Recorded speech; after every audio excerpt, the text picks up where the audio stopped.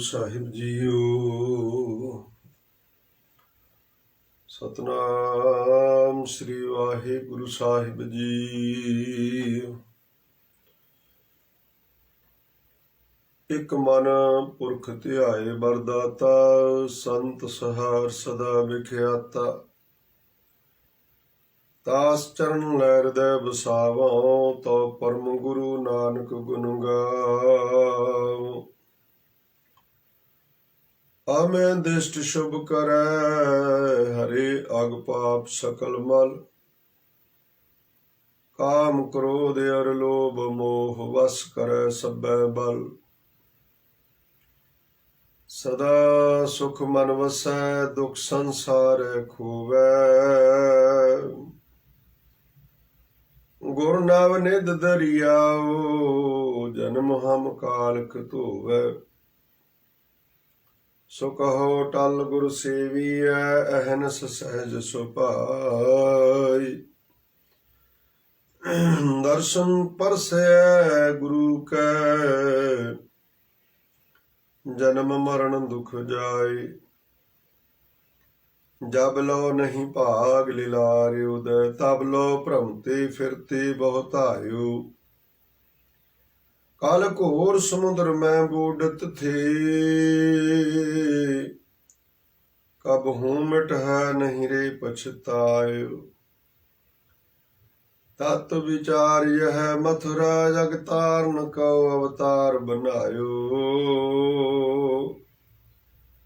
ਜਪਿਓ ਜਿਨ ਅਰਜਨ ਦੇਵ ਗੁਰੂ, ਫਿਰ ਸੰਕਟ ਜੋ ਨ ਗਰਭ ਨ ਆਇਓ।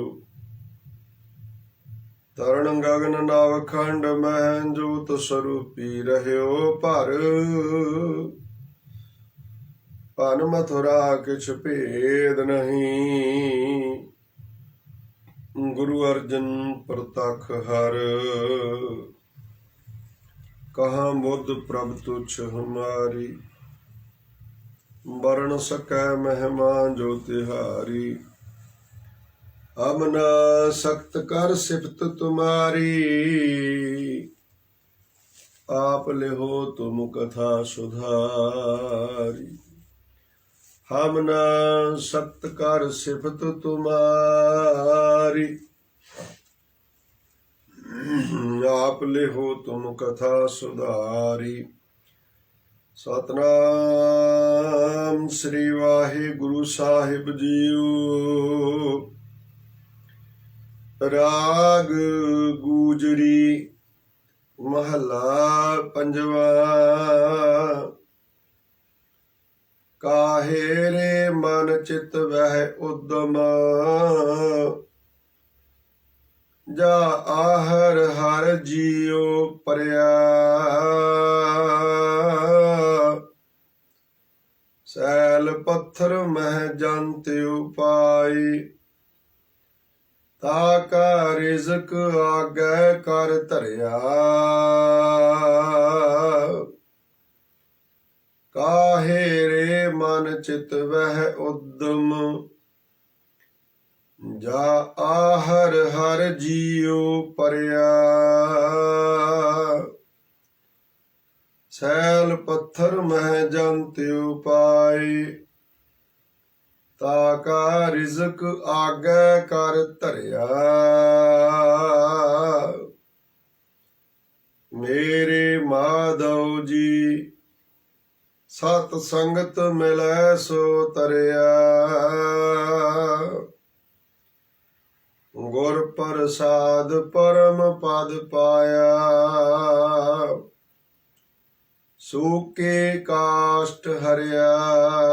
ਰਹਾਉ ਜਨਨ ਪਿਤਾ ਲੋਕ ਸੁਤ ਬਨਿਤਾ, ਕੋਇ ਨ ਕਿਸ ਕੀ ਧਰਿਆ।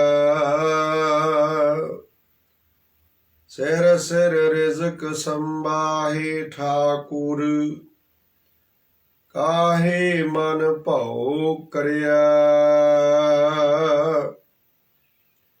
ਊਡੇ ਊਡ ਆਵੈ ਸੈ ਕੂਸਾ, ਤਿਸ ਪਾਛੈ ਬਚਰੀ ਛਰਿਆ ਤਿਨ ਕਾਵਣ ਖਲਾਵੈ ਕਾਵਣ ਚੁਗਾਵੈ ਮਨ ਮਹਿ ਸਿਮਰਨ ਕਰਿਆ ਸਭ ਨਿਧਾਨ ਦਸ ਅਸ਼ਟ ਸਿਧਾਨ ਠਾਕੁਰ ਕਰ ਤਲ ਧਰਿਆ ਜਨ ਨਾਨਕ ਬਲ ਬਲ ਸਦ ਬਲ ਜਾਈਐ ਤੇਰਾ ਅੰਤ ਨ ਪਾਰਾ ਵਰਿਆ ਸਭ ਨਿਧਾਨ ਦਸ ਅਸ਼ਟ ਸਿਧਾਨ ਠਾਕੁਰ ਕਰ ਤਲ ਧਰਿਆ ਜਨ ਨਾਨਕ ਬਲ ਬਲ ਸਦ ਬਲ ਜਾਈਐ ਤੇਰਾ ਅੰਤ ਨ ਪਾਰਾ ਵਰਿਆ ਕਾਹੇ ਰੇ ਮਨ ਚਿਤ ਵਹਿ ਉਦਮ ਜਾ ਆਹਰ ਹਰ ਜੀਉ ਪਰਿਆ ਸੈਲ ਪੱਥਰ ਮਹਿ ਜੰਤ ਉਪਾਈ ਤਾ ਕਾ ਰਿਜ਼ਕ ਆਗੈ ਕਰ ਧਰਿਆ।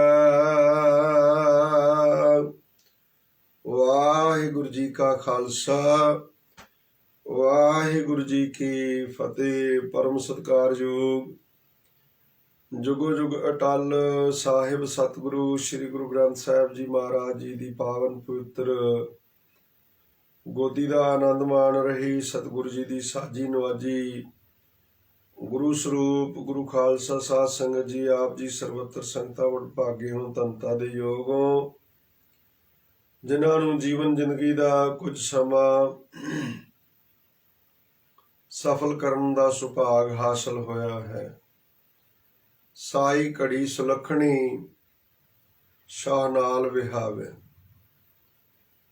ਉਹ ਘੜੀ ਉਹ ਸਮਾਂ ਉਹ ਪਾਲ ਸਫਲਾ ਹੈ, ਸ਼ੁਭ ਫਲ ਦੇਣ ਵਾਲਾ ਹੈ, ਜੋ ਕਰਤਾ ਪੁਰਖ ਦੀ ਯਾਦ ਵਿੱਚ ਸਤਿਗੁਰੂ ਸ੍ਰੀ ਗੁਰੂ ਗ੍ਰੰਥ ਸਾਹਿਬ ਦੀ ਹਜ਼ੂਰੀ ਵਿੱਚ ਬੈਠ ਕੇ ਬਤੀਤ ਹੋਵੇ ਉਹ ਲੇਖੇ ਵਿੱਚ ਹੈ, ਉਹ ਸਫਲ ਹੈ, ਚੰਗਾ ਫਲ ਦੇਣ ਵਾਲਾ।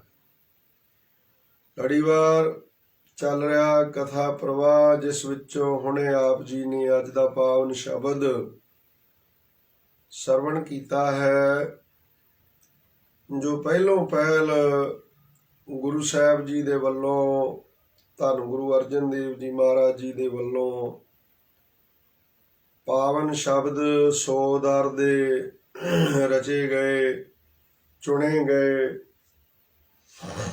ਹਾਲਾਂਕਿ ਇਹ ਬਾਣੀ ਦਾ ਸਿਰਲੇਖ ਹੀ 100 ਦਰ ਰੱਖਿਆ ਗਿਆ ਔਰ ਇਹ 13 ਅੰਗ ਤੱਕ ਜਿੱਥੇ ਜਾ ਕੇ ਸ੍ਰੀ ਕੀਰਤਨ ਸੋਹਲਾ ਸਾਹਿਬ ਜੀ ਦੀ ਸਮਾਪਤੀ ਹੁੰਦੀ ਹੈ ਉੱਥੋਂ ਤੱਕ ਸਾਰਾ ਇਹ ਮਾਨੋ ਵੀ ਸ੍ਰੀ ਗੁਰੂ ਗ੍ਰੰਥ ਸਾਹਿਬ ਜੀ ਦਾ ਮੰਗਲਾਚਰਨ ਰੂਪ ਹੀ ਹੈ, ਸਾਰਾ ਮੰਗਲ ਰੂਪ ਹੀ ਹੈ। ਸ੍ਰੀ ਜਪਜੀ ਸਾਹਿਬ ਜੀ ਦੇ ਵਿੱਚ ਕੋਈ ਰਹਾਉ ਦੀ ਤੁਕ ਨਹੀਂ ਮਿਲੇਗੀ ਤੁਹਾਨੂੰ। ਇਸੇ ਤਰ੍ਹਾਂ ਇਹ 5 ਪੌੜੀਆਂ ਅੱਜ ਦੇ ਜੋ ਸ਼ਬਦ ਨੂੰ ਆਪਾਂ ਹੁਣੇ ਵਿਚਾਰਨਾ ਸਰਵਣ ਕਰਨਾ ਹੈ, ਇੱਥੋਂ ਤੱਕ ਕਿ ਪਹਿਲਾਂ 5 ਪੌੜੀਆਂ ਸ਼ਾਮ ਦੇ ਨਿਤਨੇਮ ਦੇ ਵਿੱਚ ਸੋਦਰ ਆਰਤੀ ਗਾਵੀ ਹੈ, ਅੰਮ੍ਰਿਤ ਵੇਲੇ ਜਾਪ ਉਚਾਰਾ, ਬੇਸੰਧਿਆ ਵੇਲੇ ਸੋਦਰ ਤੇ ਆਰਤੀ ਦੇ ਸ਼ਬਦ ਗਗਨਮੈ ਥਾਲ ਰਾਵਚੰਦ ਦੀਪਕ ਵਾਲੇ ਜਿਹੜੇ ਆਰਤੀ ਵਿੱਚ ਤੁਸੀਂ ਪੜ੍ਹਦੇ ਹੋ। ਭਾਈ ਗੁਰਦਾਸ ਜੀ ਲਿਖਦੇ ਕਹਿੰਦੇ ਬਾਬਾ ਆਇਆ ਕਰਤਾਰਪੁਰ ਭੇਖ ਉਦਾਸੀ ਸਗਲ ਉਤਾਰਾ ਪੈਰ ਸੰਸਾਰੀ ਕੱਪੜੇ ਮੰਜੀ ਬੈਠ ਕੀਆ ਅਵਤਾਰ।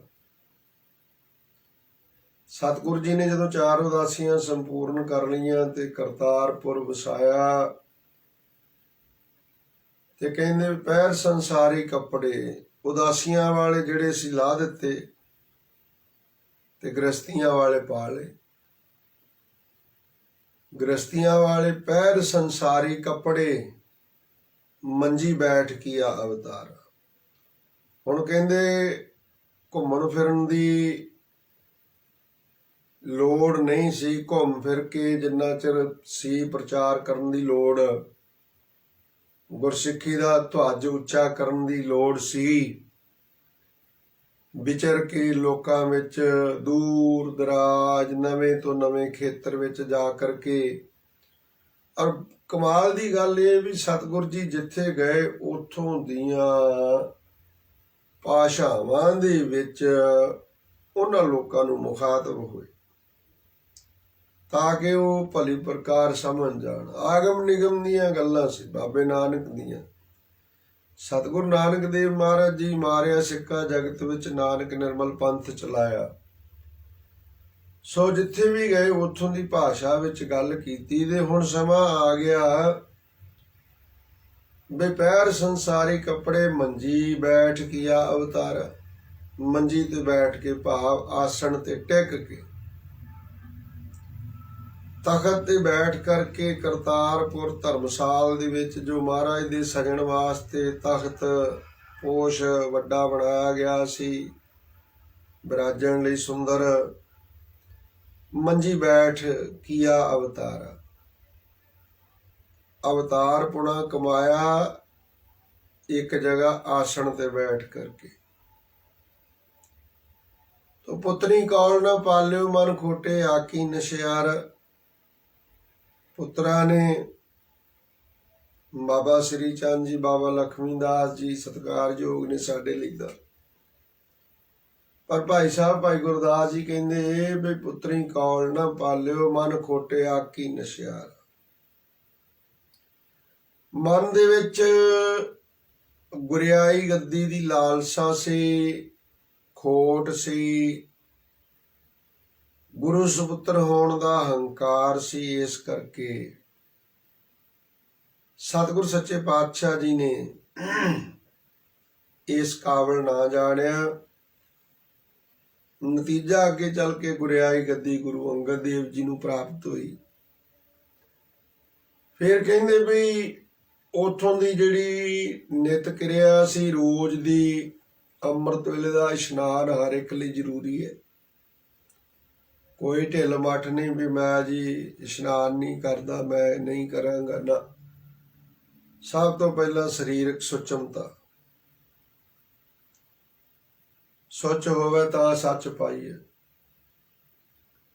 ਸਭ ਤੋਂ ਪਹਿਲਾਂ ਸਰੀਰਕ ਸੁਚਮਤਾ ਤੇ ਫਿਰ ਮਾਨਸਿਕ ਸੁਚਮਤਾ ਦੇ ਲਈ ਸ਼ਬਦ ਗੁਰੂ ਦਾ ਜਾਪ। ਉਸੇ ਗੱਲ ਨੂੰ ਆਖਿਆ ਨਾ ਭਾਈ ਸਾਹਿਬ ਜੀ ਨੇ, ਭਾਈ ਗੁਰਦਾਸ ਜੀ ਨੇ, ਕਹਿੰਦੇ ਸੋਰਤ ਸੋਦਰ ਆਰਤੀ ਗਾਵੀਐ ਅੰਮ੍ਰਿਤ ਵੇਲੇ ਜਾਪ ਉਚਾਰ। ਹੁਣ ਸਮੇਂ ਸਮੇਂ ਤੇ ਨਿਤਨੇਮ ਦੇ ਵਿੱਚ ਬਾਣੀਆਂ ਵੱਧਦੀਆਂ ਗਈਆਂ, ਘਟੀਆਂ ਨਹੀਂ। ਭਾਈ ਸਾਹਿਬ ਨੇ ਇੱਕ ਤਾਂ ਜਾਪ ਉਚਾਰਾ, ਅੰਮ੍ਰਿਤ ਵੇਲੇ ਜਾਪ ਉਚਾਰਾ। ਅੰਮ੍ਰਿਤ ਵੇਲੇ ਜਪਜੀ ਸਾਹਿਬ ਤੇ ਸੰਧਿਆ ਵੇਲੇ ਸੋਦਰ ਤੇ ਰਾਤ ਨੂੰ ਆਰਤੀ। ਉਦੋਂ ਕਿਹੜਾ ਗੁਰੂ ਗ੍ਰੰਥ ਸਾਹਿਬ ਜੀ ਦੇ ਸਰੂਪ ਸਨ। ਸੁਖਾਸਨ ਕਰਕੇ ਤੇ ਫਿਰ ਮਹਾਰਾਜ ਵਿਸ਼ਰਾਮ ਕਰਦੇ। ਸਤਿਗੁਰ ਜੀ ਸਰੀਰਕ ਜਾਮਾ ਹੈ ਗੁਰੂ ਨਾਨਕ ਦੇਵ ਮਹਾਰਾਜ ਜੀ ਦਾ। ਆਪ ਗਾਇਨ ਕਰਦੇ ਸ਼ਬਦ ਭਾਈ ਮਰਦਾਨਾ ਜੀ ਦਾ ਸੱਚਖੰਡ ਪਿਆਰਾ ਕਰ ਚੁੱਕੇ ਸਨ, ਉਦਾਸੀਆਂ ਦੇ ਦਰਮਿਆਨ ਹੀ। ਅੱਗੋਂ ਉਹਨਾਂ ਦੀ ਸੰਤਾਨ ਵਿੱਚੋਂ ਭਾਈ ਸਾਦਾ ਜੀ ਬਾਦਾ ਜੀ, ਉਹ ਮਹਾਰਾਜ ਦੇ ਨਾਲ ਸਾਜ ਤੇ ਸਾਥ ਦਿਆ ਕਰਦੇ, ਸਾਜੰਤਰੀ ਸਨ, ਭਜੰਤਰੀ। ਸੋ ਸੋਦਰ ਆਰਤੀ ਗਾਵੀਐ ਅੰਮ੍ਰਿਤ ਵੇਲੇ ਜਾਪ ਉਚਾਰਾ। ਇਹ ਮਰਿਆਦਾ ਉਦੋਂ ਦੀ ਬੰਨੀ ਹੈ। ਤੇ ਮੈਂ ਅਰਜ਼ ਕਰ ਰਿਹਾ ਸਾਂ ਬਈ ਸੋਦਰ ਦੀਆਂ ਵੱਖਰੇ ਵੱਖਰੇ ਸਮੇਂ ਤੇ ਵੱਖ-ਵੱਖ ਜਿਹੜੀਆਂ ਸੀ ਉਹ ਪੌੜੀਆਂ ਨਿਯਤ ਕੀਤੀਆਂ ਗਈਆਂ। ਵੱਖਰੇ ਵੱਖਰੇ ਜੋ ਗੁਰੂ ਸਾਹਿਬ ਜੀ ਦੇ ਵੱਖਰੇ ਵੱਖਰੇ ਜਾਮਿਆਂ ਦੌਰਾਨ ਉਚਾਰਨ ਕੀਤੀਆਂ ਹੋਈਆਂ ਪੌੜੀਆਂ। ਸੋ ਸਾਹਿਬ ਸੱਚੇ ਪਾਤਸ਼ਾਹ ਜੀ ਨੇ ਇਹ ਪਾਵਨ ਸ਼ਬਦ ਇੱਥੇ ਪੰਚਮ ਪਾਤਸ਼ਾਹ ਗੁਰਦੇਵ ਜੀ ਦਾ ਆਪਣਾ ਉਚਾਰਨ ਕੀਤਾ ਹੋਇਆ ਦਰਜ ਕੀਤਾ। ਇਸ ਤੋਂ ਅੱਗੇ ਵੀ ਜਿਹੜੀਆਂ 4 ਪੌੜੀਆਂ ਨੇ ਉਹ ਵੀ ਗੁਰੂ ਅਰਜਨ ਦੇਵ ਮਹਾਰਾਜ ਨੇ ਸਿੱਖਾਂ ਦੇ ਵਿੱਚ ਗੁਰਬਾਣੀ ਅਰਥਬੋਧ ਹੋਰ ਬਣੇ, ਬੇਨਤੀਆਂ ਯੁਕਤ ਸ਼ਬਦ ਔਰ ਸਿੱਖਾਂ ਨੂੰ ਹੋਰ ਲਾਭ ਮਿਲੇ। ਕਿਉਂ? ਉਹ ਸਿਆਣਿਆਂ ਦਾ ਕਥਨ ਹੈ ਵੀ ਜਿੰਨਾ ਮਿੱਠਾ ਪਾਈਏ ਉਨਾ ਹੀ, ਜਿੰਨਾ ਗੁੜ ਪਾਈਏ ਉਨਾ ਹੀ ਰਸ ਜਿਹੜਾ ਵੱਧ ਹੁੰਦਾ। ਤੇ ਇਹ ਭਾਵਨਾ ਕਿ ਸਿੱਖ ਵੱਧ ਤੋਂ ਵੱਧ ਬਾਣੀ ਪੜ੍ਹਨ, ਫਿਰ ਸਮੇਂ-ਸਮੇਂ ਤੇ ਉਚਾਰਨ ਕੀਤੇ ਹੋਏ ਗੁਰੂ ਸਾਹਿਬਾਂ ਦੇ ਹੋਰ ਸ਼ਬਦ ਵੀ ਜਿਹੜੇ ਉਹ ਦਰਜ ਕੀਤੇ ਗਏ ਸੋਦਰ ਦੀਆਂ ਪੌੜੀਆਂ ਦੇ ਨਾਲ। ਫਿਰ ਅੱਗੇ ਚੱਲ ਕੇ ਅੰਮ੍ਰਿਤਮਈ ਬਾਣੀ ਦਸ਼ਮੇਸ਼ ਪਿਤਾ ਜੀ ਦੀ, ਉਹਦੇ ਵਿੱਚੋਂ ਬਾਣੀ ਲਈ ਗਈ ਸ੍ਰੀ ਚੌਪਈ ਸਾਹਿਬ। ਹਾਂਜੀ, ਚੌਪਈ ਸਾਹਿਬ ਦੀ ਬਾਣੀ, ਫਿਰ ਅੜਿਲ ਕਵਿਤ ਸਵਈਆਂ ਦੇ ਸਮੇਤ ਦਸਮ ਬਾਣੀ ਨਿਤਨੇਮ ਵਿੱਚ ਦਰਜ ਕੀਤੀ ਗਈ। ਉਸ ਤੋਂ ਬਾਅਦ ਕਿ ਦੁੱਖ ਹੈ ਸਰੀਰ ਕਰਕੇ, ਸੁੱਖ ਹੈ ਚਾਹੇ ਕੁਛ ਵੀ ਹੈ, ਜਿੱਦਾਂ ਵੀ ਮਰਜ਼ੀ ਹੈ, ਦੁੱਖ ਸੁੱਖ ਮਾਇਨੇ ਨਹੀਂ ਰੱਖਦਾ। ਤੇ ਉਹਦੇ ਲਈ 6 ਪੌੜੀਆਂ ਆਨੰਦ ਸਾਹਿਬ ਜੀ ਦੀਆਂ, ਗੁਰੂ ਅਮਰਦਾਸ ਜੀ ਦੀ ਬਾਣੀ, ਆਨੰਦ ਭਇਆ ਮੇਰੀ ਮਾਏ ਸਤਿਗੁਰੂ ਮੈਂ ਪਾਇਆ, ਰਾਮਕਲੀ ਰਾਗ ਵਿੱਚ, ਉਹ ਵੀ ਦਰਜ ਕੀਤੀਆਂ ਗਈਆਂ। ਫਿਰ ਉਦੋਂ ਅੱਗੇ ਮੁੰਦਾਵਣੀ ਵਾਲੀ ਪੌੜੀ, ਫਿਰ ਰੱਖੇ ਰੱਖਣਹਾਰ ਆਦਿਕ ਜਿਹੜੀਆਂ ਨੇ ਪੌੜੀਆਂ ਅਖੀਰ ਤੱਕ। ਇਹ ਸਾਰਾ ਕੋਈ ਇੱਕ ਦਿਨ ਦੇ ਵਿੱਚ ਨਹੀਂ ਵੀ ਮਹਾਰਾਜ ਨੇ ਲਿਖ ਕੇ ਧਰ ਦਿੱਤਾ, ਗੁਰੂ ਨਾਨਕ ਦੇਵ ਜੀ ਨੇ, ਗੁਰੂ ਅਰਜਨ ਦੇਵ ਜੀ ਨੇ ਇੱਥੋਂ ਤੱਕ ਪੜ੍ਹਿਆ ਕਰੋ, ਨਹੀਂ। ਸਮੇਂ-ਸਮੇਂ ਤੇ ਅੱਗੇ ਚੱਲ ਕੇ ਦਸਮ ਬਾਣੀ ਜਿਹੜੀ ਸਮੁੱਚੇ ਗੁਰੂ ਪੰਥ ਖਾਲਸੇ ਨੇ ਉਸੇ ਸਮੇਂ ਤੋਂ ਹੀ ਸਵੀਕਾਰ ਕਰ ਲਈ ਸੀ, ਜਦੋਂ ਸਤਿਗੁਰੂ ਜੀ ਨੇ ਵਿਭਾਵਰ ਸਾਹਿਬ ਚੌਪਈ ਸਾਹਿਬ ਜੀ ਦਾ ਉਚਾਰਨ ਕੀਤਾ ਸੀ। ਹਮਰੀ ਕਰੋ ਹਾਥ ਦੇ ਰੱਛਾ ਪੂਰਨ ਹੋਏ ਚਿੱਤ ਕੀ ਇੱਛਾ। ਸੋ ਇਸ ਪ੍ਰਕਾਰ ਇਹ ਮੁੱਢ ਦੇ ਵਿੱਚ ਸ੍ਰੀ ਜਪਜੀ ਸਾਹਿਬ, ਸੋਦਰ ਦੀਆਂ ਪੌੜੀਆਂ ਔਰ ਕੀਰਤਨ ਸੋਲੇ ਦੀ ਬਾਣੀ ਇਹ ਪ੍ਰਾਰੰਭ ਦੇ ਵਿੱਚ ਰੱਖੀ ਹੈ ਵੀ ਇਹ ਤਾਂ ਸਾਡੇ ਜੀਵਨ ਦਾ ਮੁੱਢ ਕਦੀਮ ਹੈ, ਇਹਦੇ ਤੋਂ ਬਿਨਾਂ ਤਾਂ ਛੁਟਕਾਰਾ ਹੈ ਹੀ ਨਹੀਂ ਨਾ। ਸੋ ਸਮੇਂ-ਸਮੇਂ ਤੇ ਅੱਗੇ ਚੱਲ ਕੇ ਹੋਰ ਵੀ ਬਾਣੀ ਜੋ ਆਪਾਂ ਸ਼ਾਮ ਨੂੰ ਸੋਦਰ ਰਹਿਰਾਸ ਸਾਹਿਬ ਜੀ ਦੇ ਵਿੱਚ ਪੜ੍ਹਦੇ ਸੁਣਦੇ ਹਾਂ, ਉਹ ਸਮੇਂ-ਸਮੇਂ ਤੇ ਮਹਾਰਾਜ ਨੇ ਦਰਜ ਕਰਨੀ ਕੀਤੀ, ਸਿੱਖਾਂ ਨੂੰ ਪੜ੍ਹਨ ਲਈ ਤਾਕੀਦ ਕਰਨੀ ਕੀਤੀ। ਸੋ ਆਓ ਹੁਣ ਅੱਜ ਦੇ ਪਾਵਨ ਸ਼ਬਦ ਦੀ ਵਿਚਾਰ 'ਚ ਜੁੜੀਏ। ਹਜ਼ੂਰ ਧੰਨ ਗੁਰੂ ਅਰਜਨ ਦੇਵ ਜੀ ਮਹਾਰਾਜ ਸ਼ਹੀਦਾਂ ਦੇ ਸਰਤਾਜ, ਤਿਨਾਂ ਦੀ ਮੁਬਾਰਕ ਰਸਨਾ ਤੋਂ ਉਚਾਰਨ ਕੀਤਾ ਹੋਇਆ ਪਾਵਨ ਸ਼ਬਦ ਹੈ। 10ਵੇਂ ਅੰਗ ਤੇ ਸੁਸ਼ੋਭਿਤ ਹੈ। ਰਾਗ ਹੈ ਗੂਜਰੀ। ਇਹ ਗੱਲ ਸਪਸ਼ਟ ਕਰਦੇ ਚੱਲੀਏ ਬਈ ਆਪਾਂ ਨਾ ਇਹਨੂੰ ਕਈ ਵਾਰੀ ਵੇਖਣ ਵਿੱਚ ਵੀ ਸੁਣਨ 'ਚ ਵੀ ਆਉਂਦਾ ਹੈ ਵੀ ਗੁਜਰੀ ਕਰਕੇ ਕਰ ਜਾਂਦੇ ਆ, ਰਾਗ ਗੁਜਰੀ। ਗੁਜਰੀ ਨਹੀਂ ਕਹਿਣਾ ਜਾਂ ਗੁਜਰੀ ਨਹੀਂ ਕਹਿਣਾ, ਗੂਜਰੀ। ਕਿਵੇਂ ਜੀ? ਗੂਜਰੀ। ਰਾਗ ਗੂਜਰੀ ਮਹੱਲਾ ਪੰਜਵਾਂ। ਜੇ ਪਿਆਰਿਓ ਕਰਾਂਗੇ ਗੁਜਰੀ ਤੇ ਵੀ ਜਿੱਦਾਂ ਆਪਾਂ ਕਹਿ ਦਿੰਦੇ ਹਾਂ ਵੀ ਸੁਣਾਓ ਜੀ ਰਾਤ ਠੀਕ ਗੁਜਰੀ, ਇਹ ਰਾਤ ਠੀਕ ਠਾਕ ਲੰਘੀ, ਸੌਖੇ ਰਹੇ ਰਾਤ ਗਰਮੀ ਸਰਦੀ ਤੋਂ, ਵੀ ਰਾਤ ਠੀਕ ਗੁਜਰੀ। ਤੇ ਜੇ ਕਰਾਂਗੇ ਗੁਜਰੀ, ਗੁਜਰੀ ਹੁੰਦੀ ਹੈ ਦੁੱਧ ਵੇਚਣ ਵਾਲੇ ਦੇ ਘਰ ਵਾਲੀ, ਗੁੱਜਰ ਦੇ ਘਰ ਵਾਲੀ, ਅਹੀਰ ਦੇ ਘਰ ਵਾਲੀ। ਉਹ ਗੁਜਰੀ ਹੁੰਦੀ ਹੈ, ਉਹਦਾ ਭਾਵ ਅਰਥ ਦੁੱਧ ਵੇਚਣ ਵਾਲੀ। ਹੁਣ ਨਾ ਤਾਂ ਇੱਥੇ ਦੁੱਧ ਵੇਚਣ ਵਾਲੇ ਦਾ ਪ੍ਰਕਰਨ ਚੱਲ ਰਿਹਾ ਹੈ, ਨਾ ਇੱਥੇ ਜਿਹੜਾ ਹੈ ਉਹ ਸਮੇਂ ਗੁਜਰੇ ਤੋਂ ਭਾਵ ਲੰਘਿਆ ਸਮਾਂ।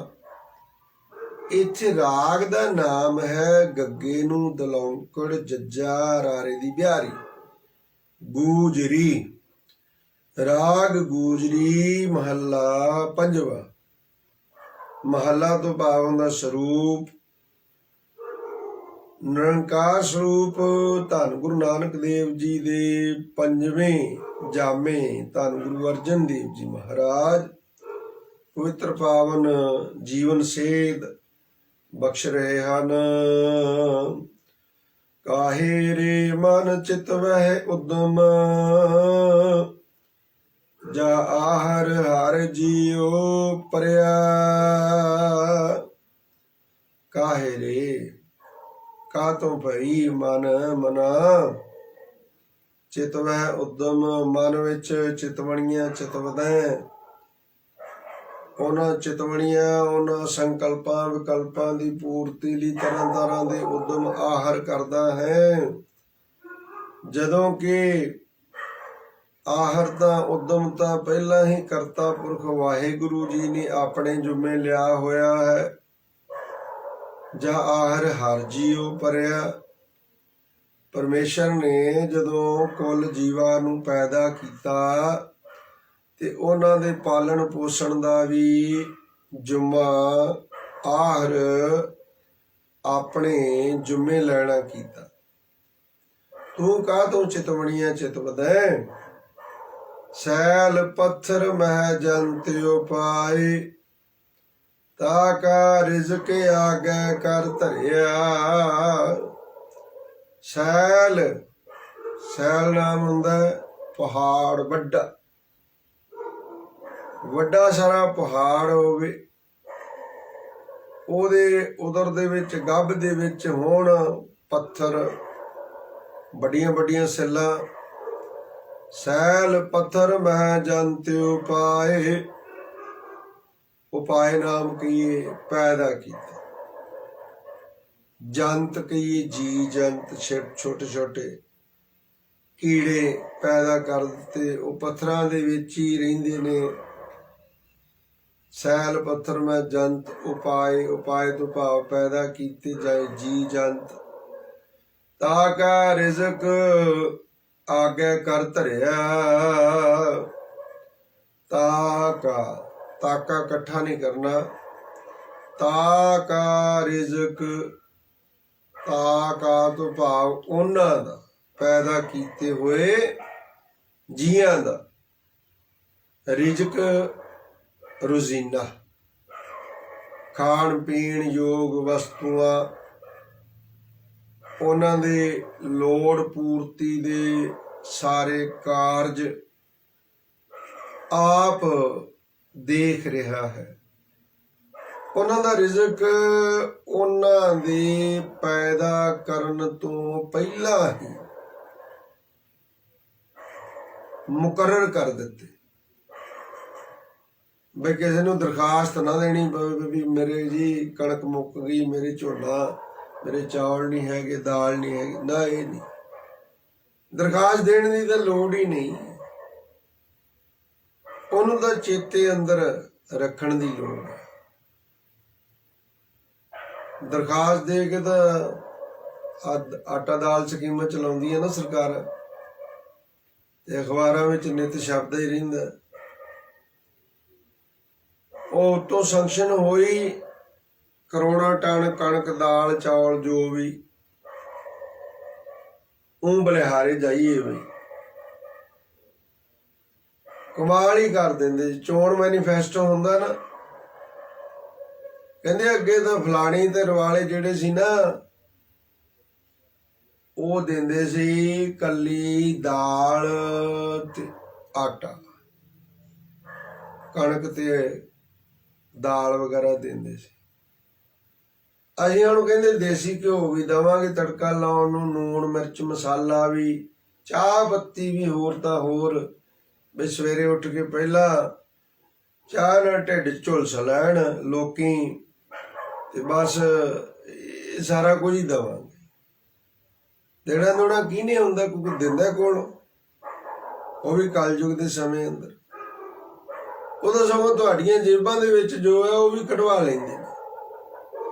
ਇਸ ਕਰਕੇ ਮਤ ਉਹਨਾਂ ਲੋਕਾਂ ਤੋਂ ਆਸ ਕਰੋ ਵੀ ਇਹ ਸਾਨੂੰ ਕੁਝ ਦੇ ਦੇਣਗੇ, ਨਹੀਂ ਦੇਣਗੇ।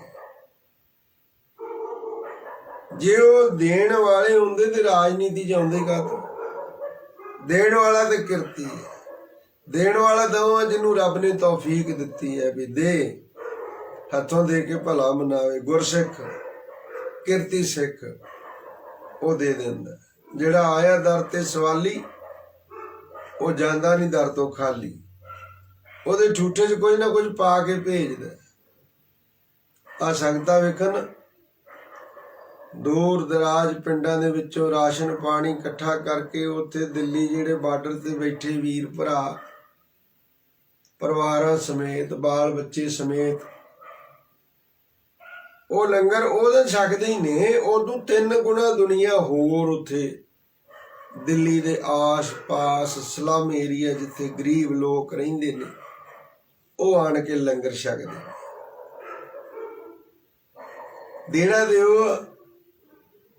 ਉਹ ਜਿਹੜੇ ਪਹਿਲੇ ਹੀ ਰੱਜੇ ਨੇ ਆਣ ਗੋਗੜਾ ਉਹ ਦਰਵਾਜ਼ੇ ਤੱਕ ਬਾਹਰ ਤੱਕ ਖਿਲਰੀਆਂ ਪਈਆਂ, ਬਈ ਉਹਨਾਂ ਨੂੰ ਰਜਾਉਣ ਦਾ ਕੀ ਫਾਇਦਾ? ਜਿਹਨੂੰ ਲੋੜ ਆ ਉਹਨੂੰ ਸਾਧ ਸੰਗਤ ਜੀ, ਭੁੱਖੇ ਨੂੰ ਲੋੜ ਆ, ਉਹਦੇ ਮੁਖ ਗਰਾਈ ਪਾਈਏ ਨਾ। ਤੇ ਮੇਰੇ ਪਾਤਸ਼ਾਹ ਪਤਾ ਕੀ ਕਹਿੰਦੇ? ਸਤਿਗੁਰ ਪ੍ਰੀਤ ਜਾ ਗੁਰ ਸਿੱਖ ਮੁਖ ਪਾਏ। ਗੁਰੂ ਦੀ ਉਹਦੇ ਤੇ ਪ੍ਰੀਤ ਹੈ ਜਿਹੜਾ ਭੁੱਖੇ ਨੂੰ ਛਕਾ ਕੇ ਛਕਦਾ। ਗੁਰੂ ਘਰ ਬੜੇ ਉਸਾਰ ਲਏ, ਉਸਰ ਗਏ। ਉਹ ਮਕਸਦ ਹੋਣਾ ਚਾਹੀਦਾ।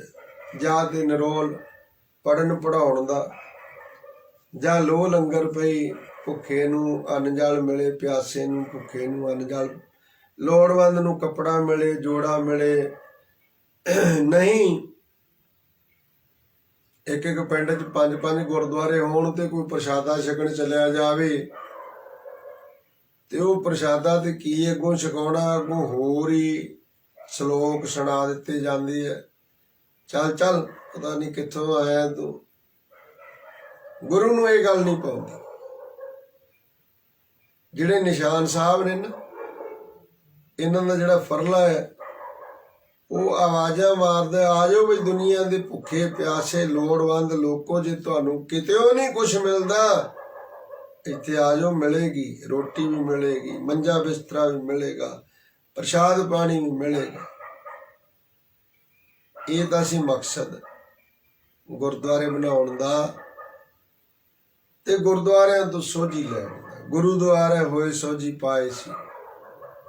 ਤੇ ਦੂਜਾ, 2 ਤਰ੍ਹਾਂ ਦੀ ਖੁਰਾਕ ਹੁੰਦੀ ਹੈ, ਇੱਕ ਆਤਮਿਕ ਖੁਰਾਕ, ਇੱਕ ਸਰੀਰਕ ਖੁਰਾਕ। ਤੇ ਗੁਰੂ ਸਾਹਿਬਾਂ ਦਾ ਜਿਹੜਾ ਸਿਧਾਂਤ ਸੀ ਵੀ ਸਿੱਖ ਆਵੇ ਭੁੱਖਾ ਤੇ ਉਹਨੂੰ ਪਹਿਲਾਂ ਰੋਟੀ ਛਕਣ ਨੂੰ ਮਿਲੇ, ਪ੍ਰਸ਼ਾਦਾ ਉਹ ਛਕ ਲਵੇ ਤੇ ਫੇਰ ਹੀ ਗਿਆਨ ਧਿਆਨ ਦੀ ਗੱਲ ਅੰਦਰ ਟਿਕੇਗੀ। ਨਹੀਂ ਤੇ ਬਾਬੇ ਕਬੀਰ ਨੇ ਐਵੇਂ ਨਹੀਂ ਕਿਹਾ, ਭੁੱਖੇ ਭਗਤ ਨਾ ਕੀਜੈ। ਭੁੱਖੇ ਬੰਦੇ ਤੋਂ ਹੋ ਹੀ ਨਹੀਂ ਸਕਦੀ ਭਗਤੀ। ਕਿੰਨਾ ਕੁ ਮਨ ਨੂੰ ਉਹ ਇਕਾਗਰ ਕਰ ਲੂਗਾ, ਕਿੰਨਾ ਕੁ ਆਪਣੇ ਮਨ ਨੂੰ ਉਹ ਗਿਆਨ ਧਿਆਨ ਦੀ ਗੱਲ ਦੇ ਵਿੱਚ ਗੁੜੁੱਚ ਕਰ ਲੂਗਾ, ਉਹਦੀ ਇਕਾਗਰਤਾ ਬਣੇਗੀ ਨਹੀਂ। ਕਿਉਂ? ਆਂਦਰਾਂ ਲੁਸ ਲੁਸ ਕਰਦੀਆਂ ਨੇ, ਪੇਟ ਭੁੱਖਾ ਹੈ।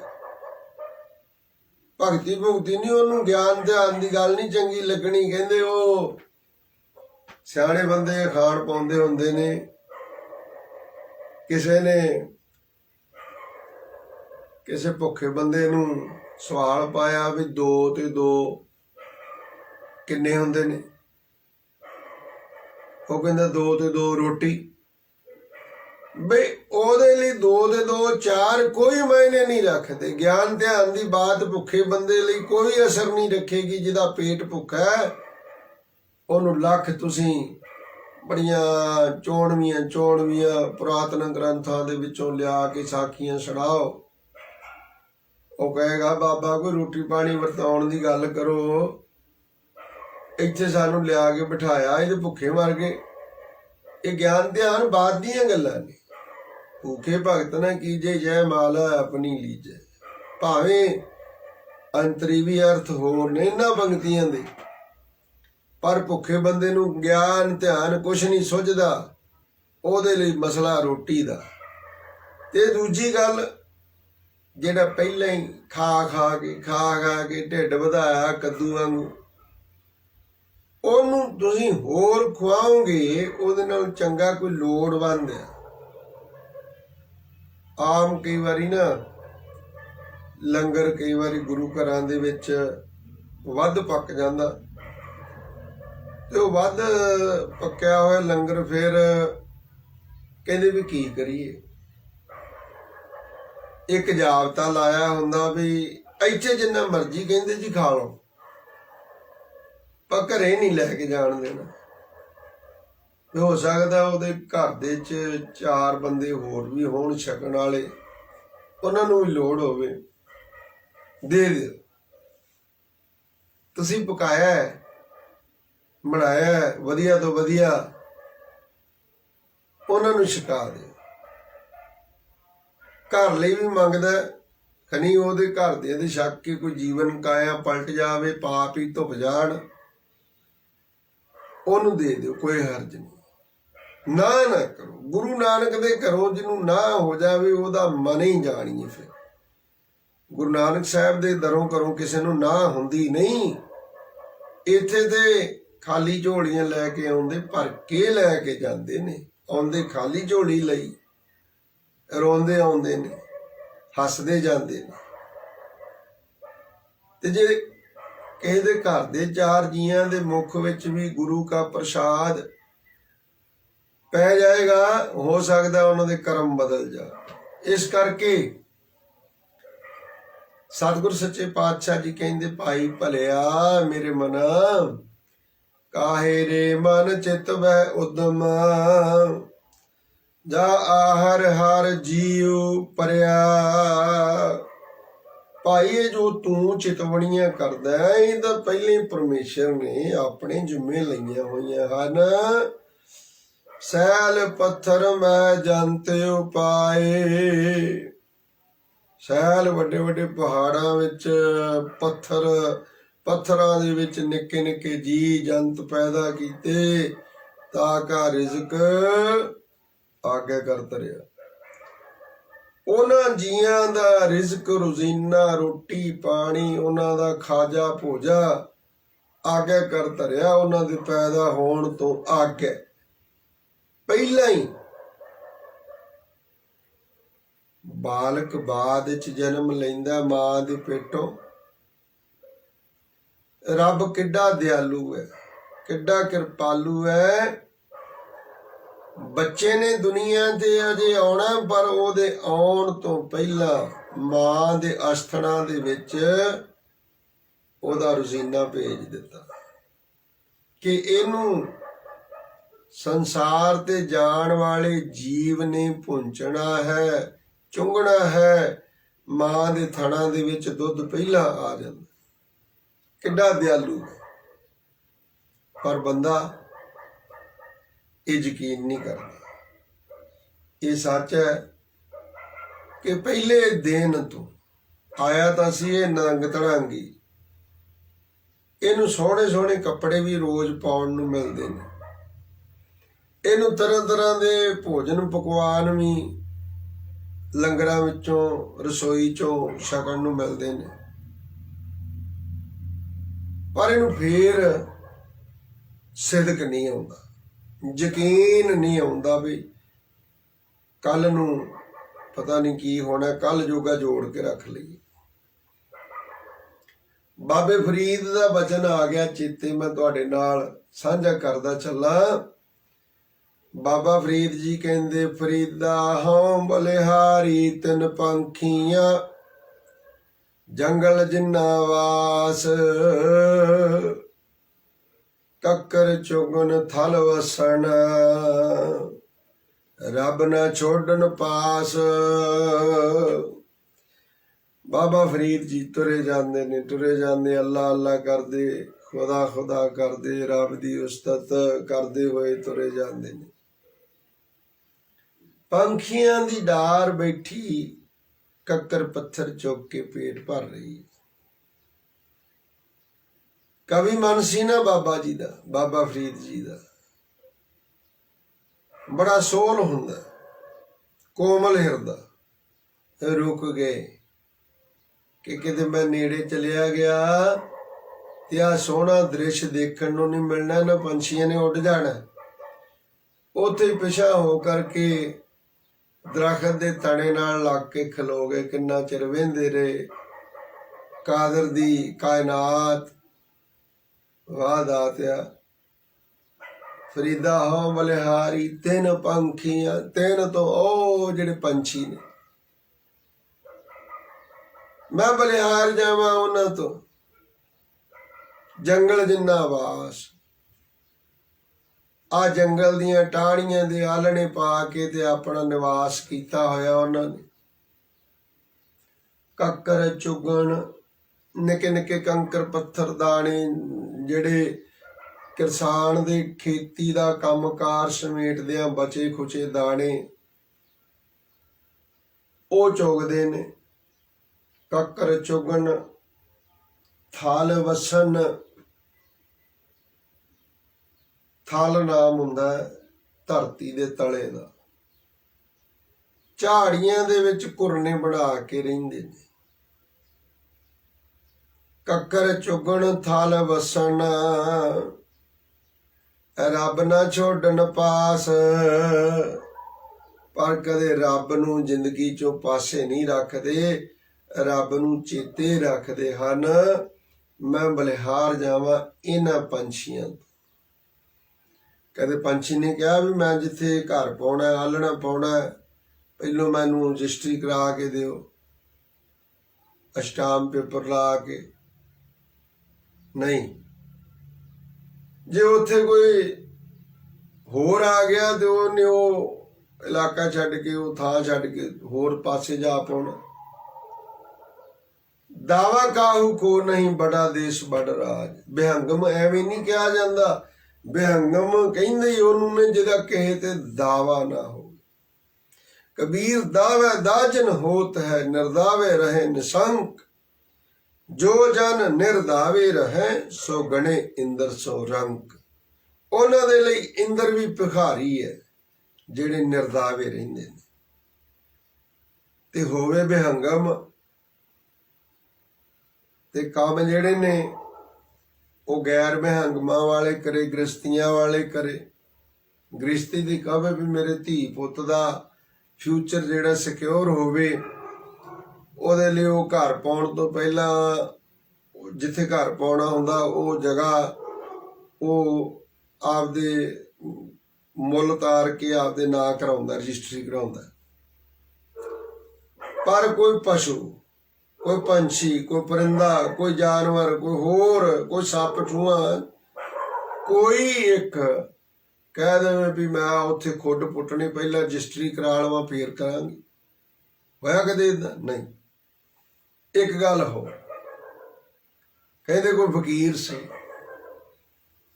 ਬੀਤ ਰਾਗ ਆਪਣੀ ਮੌਜ ਵਿੱਚ, ਬਿਹੰਗਮਤਾਈ ਦੇ ਵਿੱਚ ਰਮਤੇ ਰਮਤੇ ਤੁਰਦੇ ਤੁਰਦੇ ਅੱਗੇ ਕਸਬਾ ਆ ਗਿਆ, ਸ਼ਹਿਰ ਆ ਗਿਆ। ਬਾਰ-ਬਾਰ ਸ਼ਹਿਰ ਦੇ ਸੜਕ ਦੇ ਉੱਤੇ, ਹਾਈਵੇ ਦੇ ਉੱਤੇ ਢਾਬਾ ਸੀ। ਇੱਕ ਸੇਠ ਆਪਣੇ ਟੱਬਰ ਟੀਰ ਪਰਿਵਾਰ ਸਠਾਣੀ ਦੇ ਨਾਲ, ਬਾਲ ਬੱਚਿਆਂ ਦੇ ਨਾਲ, ਉਹ ਰੈਸਟੋਰੈਂਟ ਦੇ ਵਿੱਚੋਂ, ਢਾਬੇ ਤੋਂ ਪ੍ਰਸ਼ਾਦਾ ਰੋਟੀ ਪਾਣੀ ਖਾ ਕੇ ਨਿਕਲੇ, ਮੌਜ ਮਸਤੀ ਕਰਦੇ। ਤੇ ਸੇਠ ਦੇ ਮਨ ਦੇ ਵਿੱਚ ਗੱਲ ਆਈ, ਆ ਮੰਗਤਾ ਜਿਹਾ ਇੱਕ ਤੁਰਿਆ ਫਿਰਦਾ ਫਕੀਰ, ਚੱਲ ਇਹਨੂੰ ਵੀ 5 ਦਮੜੇ ਦੇ ਹੀ ਦਿੰਦੇ ਆ, ਚੱਲ 10 ਕਹਿ ਲਈਏ, 5 ਜਾਂ 10 ਜਾਂ ਜਿੰਨੇ ਵੀ। ਉਹਨੇ ਜੀ ਉਹਨੂੰ 10 ਰੁਪਏ ਦਾ ਠੀਪਾ ਦੇ ਦਿੱਤਾ। ਕਹਿੰਦੇ ਭਗਤ ਜੀ ਜਾਓ ਉੱਥੇ ਜਾ ਕੇ ਨਾ ਪ੍ਰਸ਼ਾਦਾ ਛਕ ਲਓ, ਰੋਟੀ ਖਾਓ। ਉਹਨੇ ਪਰਮੇਸ਼ਰ ਨੂੰ ਧਿਆਉਣਾ ਕੀਤਾ। ਕਹਿੰਦੇ ਮੇਰੇ ਹੱਥਾਂ ਨੂੰ ਤਾਂ ਨੂੰ ਕਰਨ ਤੋਂ ਭਾਵ ਐ ਨਾ ਸਮਝ ਲੈਣਾ ਵੀ ਰੱਬ ਤਾਂ ਆ। ਉਹਨੇ ਪਰਮੇਸ਼ਰ ਦਾ ਧਿਆਨ ਧਰ ਕੇ ਉਹਦਾ ਸ਼ੁਕਰਾਨਾ ਕੀਤਾ। ਵਾਹ ਦਾਤਿਆ, ਇਹ ਤੂੰ ਪੇਟ ਜਿਹੜਾ ਨਾ ਲਾਇਆ ਇਹ ਮਾਇਆ ਰੂਪ ਹੀ ਹੈ, ਖਾਦੇ ਤੋਂ ਬਿਨਾਂ ਸਰਦਾ ਨਹੀਂ। ਉਹਦਾ ਫਕੀਰਾਂ ਦੀ ਜਿਹੜੀ ਹੈ ਨਾ ਉਹ ਗਾਖੜੀ ਕਾਰ ਹੁੰਦੀ ਹੈ, ਮਿਲ ਗਏ ਤੇ ਭਾਵੇਂ 12 ਮਹੀਨੇ 30 ਦਿਨ ਹੀ ਤਰੌਤੀ ਵਾਲਾ ਹੀ ਮਿਲੀ ਜਾਵੇ। ਤੇ ਕਈ ਵਾਰੀ ਕੂਰਮ ਚਨੇ ਪਤਾ ਕਿਹੜੇ ਹੁੰਦੇ ਨੇ? ਕਰੜੇ। ਛੋਲੇ ਭੁੰਨਣ ਵਾਲੀ ਨੂੰ ਪਤਾ ਹੁੰਦਾ ਤੇ ਇਹਦੇ 'ਚ ਰੋੜ ਵੱਧ ਨੇ ਤੇ ਦਾਣੇ ਭੁੱਜਣ ਵਾਲੇ ਘੱਟ ਨੇ। ਉਹਦਾ ਪੱਕਣ ਮੌਕਿਆ ਫਸਲ ਕੱਚੀ ਰਹਿ ਜਾਣੀ ਤੇ ਉਹ ਦਾਣੇ ਉਦਾਂ ਹੀ ਰੋੜ ਰਹਿ ਜਾਣੇ, ਭੁੱਜਣੇ ਨਾ ਪੂਰੇ। ਉਹਨੂੰ ਕੂਰਮ ਚਨੇ ਕਹਿੰਦੇ। ਕਹਿੰਦੇ ਕਬਹੂ ਖਾਂਡ ਘੀਓ, ਕਬਹੂ ਖੀਰ ਖਾਂਡ ਘੀਓ ਨਾ ਭਾਵੈ, ਕਬਹੂ ਕੂਰਮ ਚਨੇ ਬਿਨਾਵੈ। ਕਦੇ ਦੇ ਇੱਕ ਤੋਂ ਇੱਕ ਤਰੌਤੀ ਵਾਲੀਆਂ ਚੀਜ਼ਾਂ, ਟੇਬਲ ਲੱਗਾ ਉਹਦੇ ਤੇ ਥਾਲ ਲੱਗੇ, 6-6 ਕੌਲੀਆਂ ਲੱਗੀਆਂ, ਪਰ ਕਬਹੂ ਕੂਰਮ ਚਨੇ ਬਿਨਾਵੇ। ਕਦੇ ਉਹ ਕੂਰਮ ਚਨੇ ਕਰੜੇ ਡਾਢੇ ਜਿਹੜੇ ਭੁੱਜਿਆਂ ਤੋਂ ਵੀ ਭੁੱਜਦੇ ਨਹੀਂ, ਉਹ ਵੀ ਚੱਬਣੇ ਪੈਂਦੇ।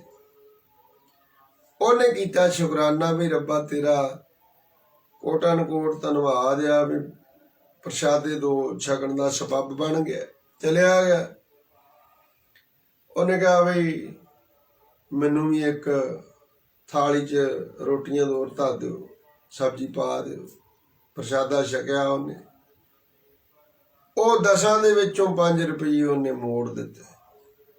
ਹੋਟਲ ਵਾਲੇ ਨੇ, ਢਾਬੇ ਵਾਲੇ ਨੇ। ਹੁਣ ਉਹ ਸੇਠ ਜਿਹੜਾ ਸੀ ਉਹਦੇ ਨਿਆਣੇ ਨਿੱਕੇ, ਕੋਈ ਇੱਧਰ ਉੱਧਰ ਬਾਥਰੂਮ ਉਹਨਾਂ ਕਿ ਚਿਰ ਰੁਕਣਾ ਸੀ। ਜਾਂ ਉਹਨੇ ਉੱਥੇ ਦੇ ਉਹਨੇ ਕਿਹਾ ਵੀ ਏਡੀ ਛੇਤੀ ਰੋਟੀ ਖਾ ਕੇ ਵੀ ਆ ਗਿਆ ਪਰਤ ਕੇ। ਉਹਨੇ ਕਿਹੜੇ ਚੋਚਲੇ ਮੋਚਲੇ ਜੇ ਕਰਨੇ ਸੀ ਬਈ ਆਹ ਸਲਾਦ ਹੈ ਜੀ, ਆਹ ਫਲਾਣਾ, ਉਹ ਆ ਦਹੀਂ ਹੈ। ਇਹ ਵੀ ਸਾਰਾ ਨਾ ਮਾਇਆ ਦਾ ਪਸਾਰਾ ਜਿਹੜਾ ਪਰਮੇਸ਼ਰ ਨੇ ਆ 32 ਦੰਦ ਦਿੱਤੇ ਆ। 32 ਦਾ ਕੋਈ ਮਤਲਬ ਹੈ ਵੱਧ ਘੱਟ ਵੀ ਦੇ ਸਕਦਾ ਸੀ। 32 ਦਾ ਮਤਲਬ ਇਹ ਆ ਵੀ ਜਿਹੜੀ ਗਰਾਹੀ ਤੁਸੀਂ ਪਾਉਣੀ ਮੂੰਹ ਦੇ ਵਿੱਚ ਉਹਨੂੰ 32 ਵਾਰ ਚਬਾਓ, ਉਹ ਅੰਮ੍ਰਿਤ ਬਣ ਜਾਏਗਾ। ਵਾਹਿਗੁਰੂ ਵਾਹਿਗੁਰੂ ਨਾਲ ਸੁਰਤੀ ਦਾ ਜਾਪ ਕਰੋ।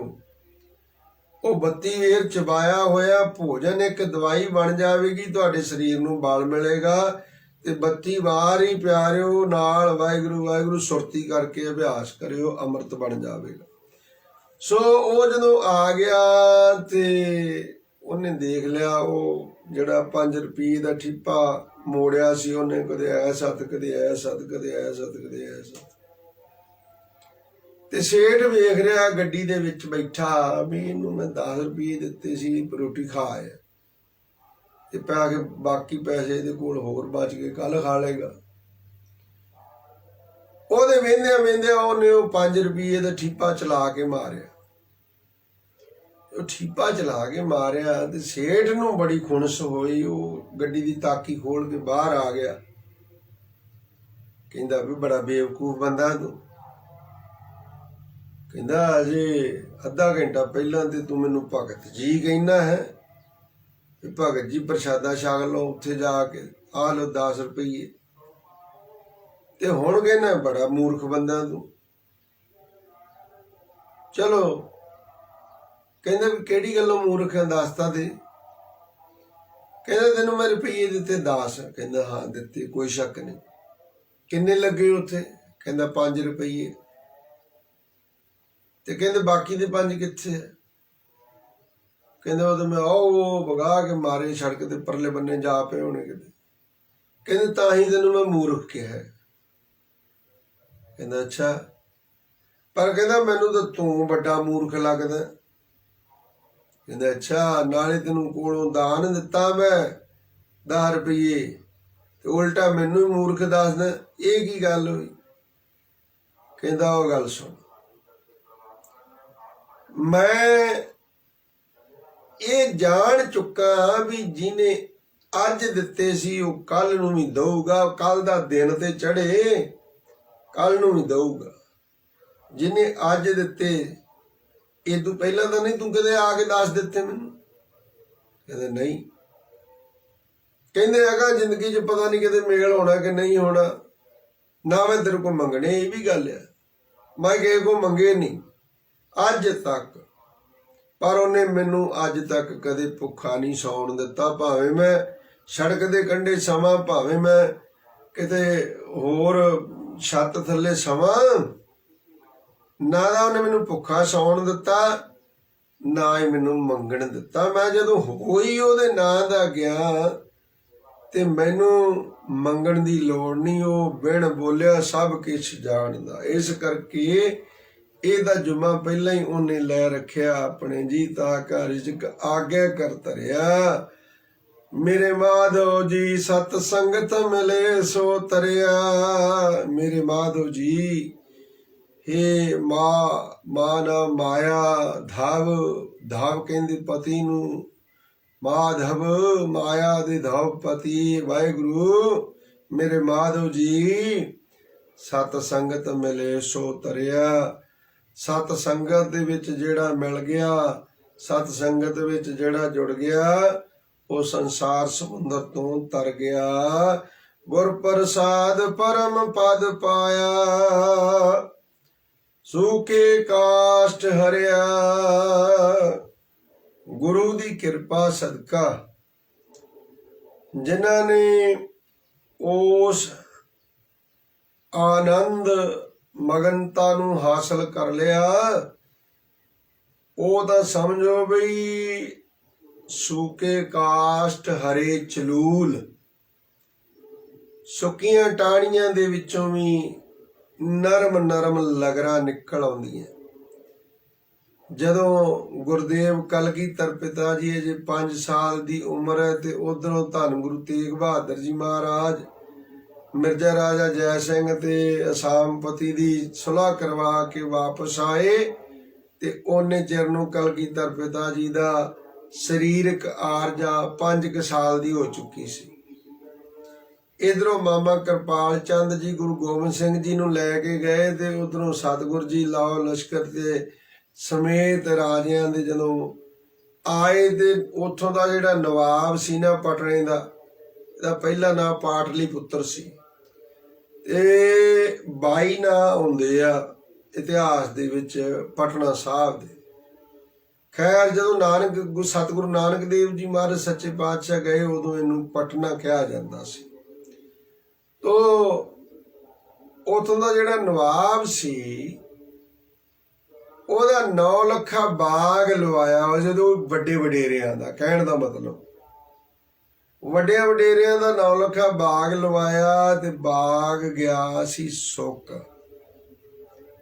ਪਰ ਉਧਰੋਂ ਜਦੋਂ ਧੰਨ ਗੁਰੂ ਤੇਗ ਬਹਾਦਰ ਜੀ ਮਹਾਰਾਜ ਆਏ ਤੇ ਇਧਰੋਂ ਸਤਿਗੁਰੂ ਕਲਗੀਧਰ ਪਿਤਾ ਜੀ ਬਾਲ ਗੋਬਿੰਦ ਰਾਏ 5 ਸਾਲ ਦੀ ਉਮਰ ਹੈ, ਮਾਮਾ ਕਿਰਪਾਲ ਚੰਦ ਜੀ ਨੇ ਉਠਾਇਆ ਹੋਇਆ ਗੋਦ 'ਚ। ਤੇ ਭਾਵੇਂ 5 ਸਾਲ ਦੇ ਬੱਚੇ ਨੂੰ ਗੋਦ 'ਚ ਉਠਾਉਣ ਦੀ ਲੋੜ ਨਹੀਂ, ਉਹ ਨਿੱਕੇ ਨਿੱਕੇ ਕਦਮਾਂ ਨਾਲ ਤੁਰ ਪੈਂਦਾ।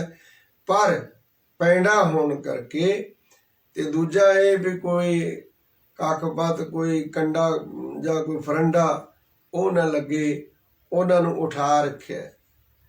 ਜਦੋਂ ਸਤਿਗੁਰੂ ਗੁਰੂ ਤੇਗ ਬਹਾਦਰ ਜੀ ਮਹਾਰਾਜ, ਗੁਰੂ ਗੋਬਿੰਦ ਸਿੰਘ ਜੀ ਮਹਾਰਾਜ ਸੱਚੇ ਪਾਤਸ਼ਾਹ ਦਾ ਸਰੀਰਕ ਵੈਸੇ ਤੇ ਉਹ ਜੋਤ ਹੀ ਇੱਕ ਸੀ, ਲੋਕਾਂ ਦੇ ਵਿੱਚ ਇੱਕ ਜਿਹੜਾ ਸੀ ਸਸਪੈਂਸ ਸੀ ਵੀ ਅੱਜ ਕਿੱਡਾ ਸੁਭਾਗਾ ਸਮਾਂ ਦੋ ਗੁਰੂ ਜੋਤਾਂ ਦਾ ਮੇਲ ਹੋ ਰਿਹਾ, ਵੱਡੀ ਖਲਕਤ ਇਕੱਠੀ ਹੋ ਗਈ। ਤੇ ਉਹ ਬਾਗ ਦਾ ਮਾਲੀ ਵਿਚਾਰਾ ਇੱਕ ਪਾਸੇ ਝੌਂਪੜੀ ਪਾ ਕੇ ਸੁੱਕੇ ਬਾਗ ਦੇ ਵਿੱਚ ਰਹਿ ਜਾਂਦਾ, ਪਾਣੀ ਪੂਣੀ ਦਿੰਦਾ, ਹੋਰ ਬੂਟੇ ਲਾਉਂਦਾ, ਕੋਈ ਲੱਗਦੇ ਕੋਈ ਨਹੀਂ, ਪਰ ਬਾਗ ਸੁੱਕਾ। ਜਾਂ ਦੋ ਗੁਰੂ ਸਾਹਿਬਾਂ ਦੇ ਚਰਨ ਪਏ ਤੇ ਉਹ ਬਾਗ ਹਰਿਆ ਭਰਿਆ ਹੋ ਗਿਆ। ਸੂਕੇ ਕਾਸ਼ਟ ਹਰੇ ਚਲੂਲ, ਉਹ ਸੁੱਕੀਆਂ ਟਾਹਣੀਆਂ ਦੇ ਵੱਡੇ ਵੱਡੇ ਟਾਹਣ ਸੀ ਜਿਹੜੇ, ਉਹਨਾਂ ਦੇ ਵਿੱਚੋਂ ਲਗਰਾਂ ਨਿਕਲ ਆਈਆਂ। ਜਾ ਕੇ ਨਵਾਬ ਨੂੰ ਦੱਸਿਆ ਮਾਲੀ ਨੇ, ਕਹਿੰਦੇ ਨਵਾਬ ਜੀ ਗਜ਼ਬ ਹੋ ਗਿਆ, ਕਮਾਲ ਹੋ ਗਈ। ਕਹਿੰਦੇ ਕੀ ਹੋਇਆ? ਆਪਣਾ ਕਹਿੰਦਾ ਉਹ ਜਿਹੜਾ 9 ਲੱਖਾ ਬਾਗ ਸੀ ਮਹਾਰਾਜ ਉਹਦੇ ਹਰਿਆ ਭਰਿਆ ਹੋ ਗਿਆ। ਕੋਈ ਦੋ ਮਹਾਨ ਰੂਹਾਨੀ ਸ਼ਖਸੀਅਤਾਂ ਦਾ ਅੱਜ ਮਿਲਾਪ ਹੋਇਆ ਉੱਥੇ। ਗੁਰੂ ਤੇਗ ਬਹਾਦਰ ਸਾਹਿਬ ਤੇ ਉਹਨਾਂ ਦੇ ਫਰਜ਼ੰਦ ਬਾਲ ਗੋਬਿੰਦ ਰਾਏ ਜੀ ਅੱਜ ਉੱਥੇ ਇਹਨਾਂ ਦੇ ਚਰਨ ਪਏ ਨੇ ਤੇ ਸੂਕੇ ਕਾਸ਼ਟ ਹਰਿਆ, ਸੁੱਕੀਆਂ ਲੱਕੜਾਂ ਦੇ ਵਿੱਚੋਂ ਵੀ ਲਗਰਾਂ ਨਿਕਲ ਆਈਆਂ ਹਨ।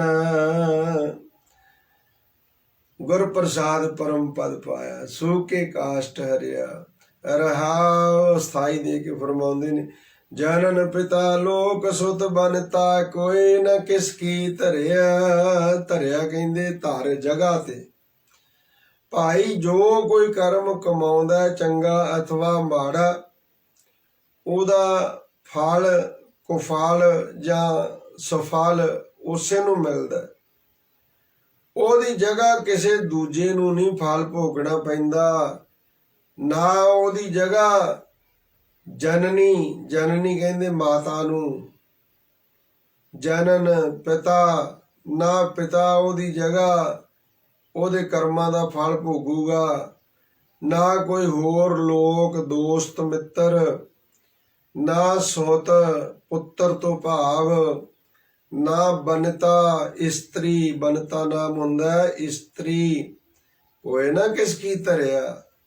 ਇਹਨਾਂ ਵਿੱਚੋਂ ਕੋਈ ਵੀ ਕਿਸੇ ਦੀ ਜਗ੍ਹਾ ਉਸ ਬੰਦੇ ਦੇ ਕੀਤੇ ਕਰਮਾਂ ਦਾ ਫਲ ਉਹਨੂੰ ਆਪ ਨੂੰ ਹੀ ਭੋਗਣਾ ਪੈਂਦਾ। ਕਿਸੇ ਨੇ ਕਿਸੇ ਦੀ ਥਾਂ ਨਹੀਂ ਖਲੋਣਾ।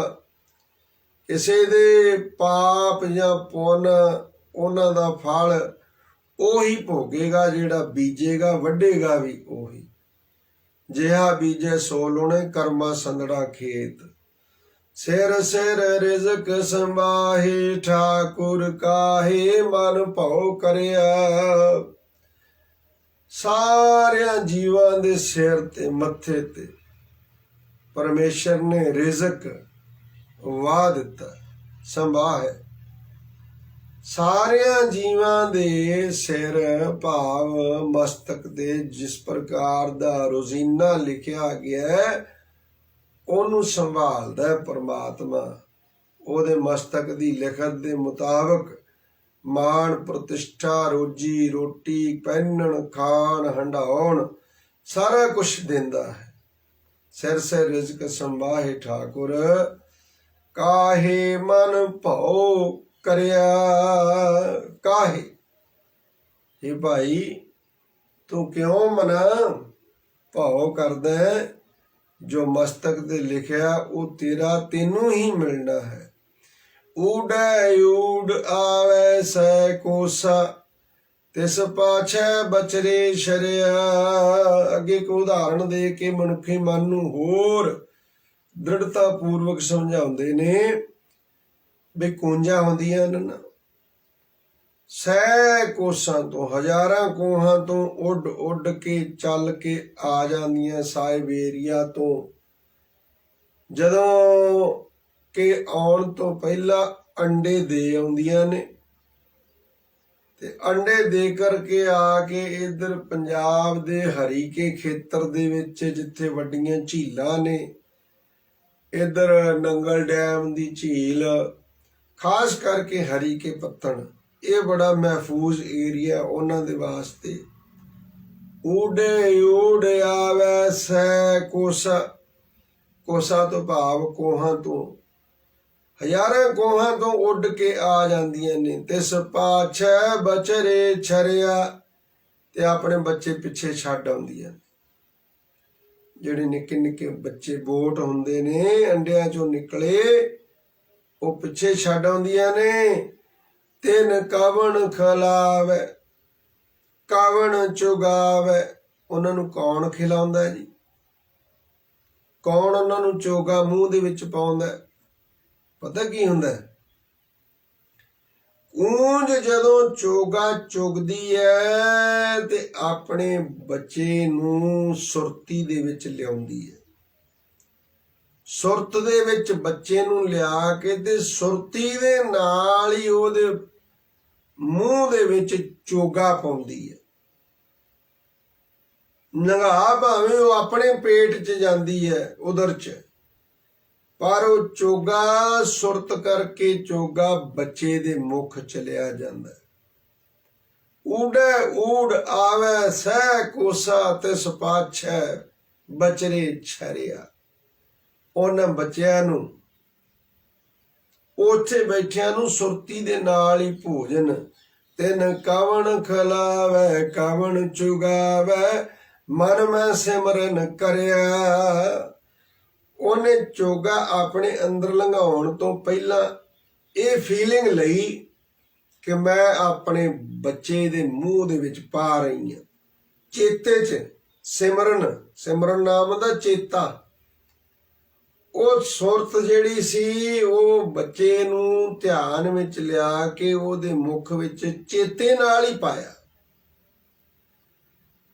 ਤੇ ਉਹ ਭੋਜਨ ਉਹਨੂੰ ਬੱਚੇ ਨੂੰ ਮਿਲ ਗਿਆ। ਮਨ ਮੈਂ ਸਿਮਰਨ ਕਰਿਆ।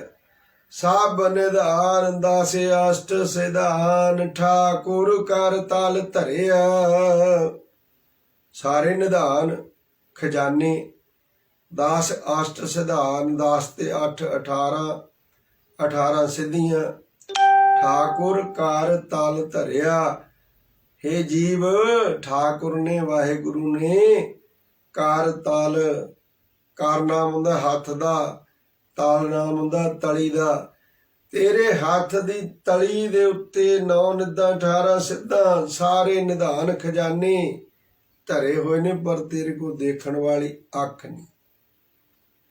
ਤੈਨੂੰ ਉਹ 10 ਵਸਤੂਆਂ ਦਿੰਦਾ ਤੇ ਤੂੰ ਇੱਕ ਵਸਤੂ ਹੋਰ ਮੰਗ ਕੇ ਆਪਣਾ ਆਪ ਦਿਖਾ ਦਿੰਦਾ। ਇਹ 10 ਤੇ ਹੁਣ ਮੇਰੀਆਂ ਹੋ ਗਈਆਂ ਨਾ, ਇੱਕ ਹੋਰ ਦੇ ਦੇ। 10 ਵਸਤੂ ਲੈ ਪਾਛੇ ਪਾਵੇ, ਏਕ ਵਸਤ ਕਾਰਨ ਵਿਖੋਟ ਗਵਾਵੇ। ਏਕ ਵੀ ਨਾ ਦੇ 10 ਵੀ हिर ले तो मूढ़ा कहो कहा करे। जिस ठाकुर स्यों नाही चारा ताको कीजै साध नमस्कारा। इस करके जन नानक बाल बाल साध बाल जाइए, तेरा अंत न पारा वरिया। धन गुरु नानक देव जी दे 5वें ਸਰੂਪ गुरु अर्जन देव जी महाराज कहते बलिहार बलिहार सद बलिहार जाइए जी। वाहिगुरु तेरे तो सदा बलिहार जावा, तेरा अंत न पारा वरिया। तेरा अंत तेरा पारावार किसे ने नहीं जाने। तू बेअंत को विरला जाने। तेनू कोई मुकम्मल रूप विच समझ नहीं सकिया, पा नहीं सकिया। तेरा पारावार बलिहार जावा, सदा बलिहार जावा। सो इत्थे समाप्ति हुई। भलके शब्द आवेगा राग आशा महला चौथा। सो पुरख एक ओंकार सतगुर प्रसाद। इथों विचार सो पुरख निरंजन हर पुरख निरंजन हर अगम अगम अपारा। सब ध्यावे दुध जी हर सच्चे सिरजनहारा। गुरु कृपा सदका इथों अगे विचार भलक दे समय प्रारंभ होवेगी। साहब कृपा करन, सब संगत की हाजरी दर प्रवान करन। जिथे जिथे भी कोई गुरु का लाल, गुरु की प्यारी संगत घरां विच कार विहार स्थानां ते बैठी सुनदी है, सबना दी हाजरी सतगुरु जी लेखे विच लाउण। सबना दे दरां घरां अंदर सुख आनंद मंगलाचार रखण। सबना नूं अपने चरण कमलों की प्रीत नाम बाणी का ओट आसरा ਬਖਸ਼ਿਸ਼ ਕਰਨ ਜੀ, ਭੁੱਲ ਚੁੱਕ ਦੀ ਖੇਮਾ। ਵਾਹਿਗੁਰੂ ਜੀ ਕਾ ਖਾਲਸਾ, ਵਾਹਿਗੁਰੂ ਜੀ ਕੀ ਫਤਿਹ। ਅਚੁੱਤ ਹੈ ਪਾਰ ਬ੍ਰਹਮ, ਅਬਨਾਸੀ ਅਗਨਾਸ। हे पूर्ण हे सर्ब मैं, दुख भंजन गुण तास। हे संगी हे निरंकार, हे निर्गुण सब टेक। हे गोविंद हे गुण निधान, जाकै सदा विवेक। हे अपरंपर हर हरि, ऐ पिहो बनहार। हे संता कै सदा संग, निधारा आधार। हे ठाकुर हूँ दासरु, मैं निर्गुण गुण नहीं कोई। नानक दीजै नाम दान, राखो हिय परोए। आई प्रभ शरणागति, कृपा निध दयाल। एक अखर हर मन बसत, नानक होत निहाल। वाहिगुरु नाम जहाज है, चढ़ सो तुरह पार। जो शरदा कर सेवंदी, गुर पार उतारन हार। ਜੋ ਸ਼ਰਦਾ ਕਰ ਸੇਵੰਦੇ, ਗੁਰ ਪਾਰ ਉਤਾਰਨ ਹਾਰ। ਵਾਹਿਗੁਰੂ ਜੀ ਕਾ ਖਾਲਸਾ, ਵਾਹਿਗੁਰੂ ਜੀ ਕੀ ਫਤਿਹ। ਤੂੰ ਠਾਕੁਰ ਤੁਮ ਪਹਿਰਦਾ, ਜੀਉ ਪਿੰਡ ਸਭ ਤੇਰੀ ਰਾਸ। मात पिता हम बारिक तेरे, तुमरी कृपा में सुख कनेरे। कोई न जाने तुमरा अंत, ऊंचे ते